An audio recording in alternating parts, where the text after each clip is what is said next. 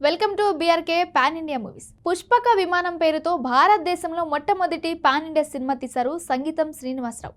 అసలు మాటతో పనే లేని చిత్రం తీసిన తొలితరం దీర్ఘ దర్శకుడు ఆయన. లెజెండరీ అనే పదానికి మీనింగ్ అతడు. 90లలోనే ఆయన అడ్వాన్స్డ్ థింకింగ్తో సినిమాలు తీశారు. అపూర్వ సోదరులు చిత్రంలో కమల్ హాసన్ని పొట్టివాడిగా చూపించిన ఘనత ఆయనకే.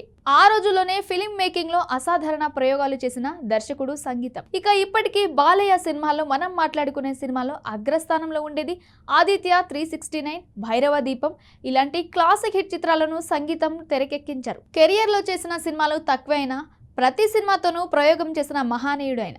పుష్పక విమానం, అపూర్వ సోదరులు వంటి సినిమాలో నటించిన కమల్ హాసన్ ఇప్పుడు గురువు సంగీతం రుణాన్ని ఉంచుకోలేదు. ఆయన దర్శకుడు సంగీతం శ్రీనివాస్ను తనదైన రీతిలో సన్మానించారు.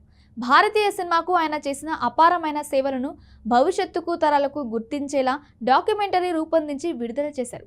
సంగీతం శ్రీనివాసరావు ప్రయాణాన్ని గుర్తు చేసి డాక్యుమెంటరీకి అపూర్వ సంగీతం అని పేరు పెట్టారు. గత డిసెంబర్లో ఈ డాక్యుమెంటరీ విడుదలైంది. సంగీతం శ్రీనివాసరావు దిగ్గజ దర్శకుడు, స్క్రీన్ రైటర్. భారతీయ సినిమాపై ఆయన ప్రభావం అసాధారణమైనది. ముఖ్యంగా తమిళ్, తెలుగు, హిందీ చిత్రాల్లో చెరగని ముద్ర వేసుకున్న ప్రముఖుడు.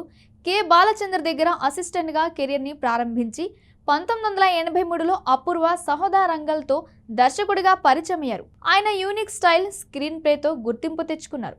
కమల్ హాసన్, రజనీకాంత్, చిరంజీవి వంటి ప్రముఖ తారలతో ఆయన కలిసి పనిచేశారు.